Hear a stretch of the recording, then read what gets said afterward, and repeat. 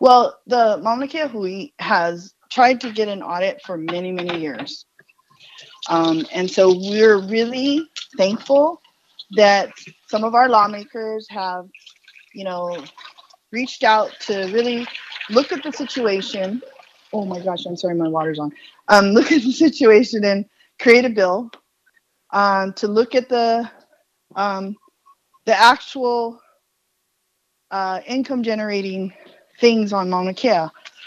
Um, Basically, it was a part of our temple report to charge rent and have not charge rent, but have them pay rent because the law actually doesn't allow them to just ride on the laurels of the university, who is an educational purpose under the 5F clause of the state. Yeah, education. But they can't extend that benefit to the government of Canada or France or Japan. They actually need to properly pay, and we don't think this is proper. But there's all other kinds of things like, have they paid their dollar? Do they have receipts? Um, all those things should be found in the audit. Do they have patents? Because people who generate income on ceded lands or so-called ceded lands need to properly pay. And so, having the audit will give a perspective of what is actually going on up there, and to make sure it's on the public ledger. I mean, for us, the rent is only important because it's part of the law, and it needs to be, the law needs to be followed. And because for practitioners, we're not necessarily interested in it, other than it's some rent should be earmarked and designated for taking care of the mountain and giving the state the proper amount of money, and OHA and other Native Hawaiian organizations and public organizations. There are way more questions than there are answers. And I was really happy to see, Senator Kaikahele and the other senators, really take it very serious and ask these questions. That's what I think the lawmakers should be doing, is finding out, because from our perspective, we now know that they've spent public monies, to fight the public, who are us in the contested case, for example, to fight, against us regarding the TMT. That's not Gordon Moore, the billionaire in California, paying for it. It's the people of Hawaii paying for it. And that's not Pono. And, it just isn't Pono. So, it's been one of our big issues for many, many years, since our early cases in the early, 2000s. So we've never been able to do it and get that audit any written or through. So we're very happy to have that audit coming forward. Mm-hmm.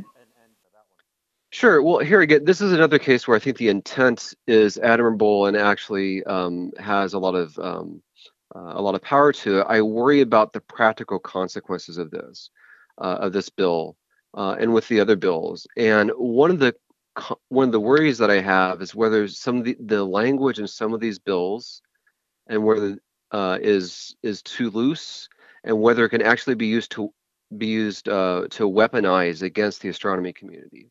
So, for example, the audit bill, the intent seemed pretty clear from the testimony that I saw. There's the legislature seems to believe, I think actually with merit, that there's a bit of a maze of agencies and of locations for these agencies, and the way in which they transfer or manage money and manage employees. And sometimes it's unclear who is responsible for what. And so I understand that point. Uh, I understand also the need, to then conduct some sort of audit or some sort of general assessment of exactly what this labyrinth looks like. I worry, though, that somehow this information can be used, again, to weaponize against the astronomy community. So, for example, whether the audit can be used to try to argue that, the observatories would need to pay leases that they lease payments for a renewal that they simply cannot pay, and trying to use this information in kind of a distorted way to be able to achieve that goal. So it's insofar as this particular bill is just focused on sorting out this labyrinth and perhaps identifying ways in which this entire system can be more streamlined. I think that's fine, but I just want to make sure that that is the intent and the usage of this bill. The public has a right to know where their funds are being generated. So if they're classifying this as a way of weaponizing it, then maybe they should have something to fear. I mean, an audit is just to understand what is actually going on.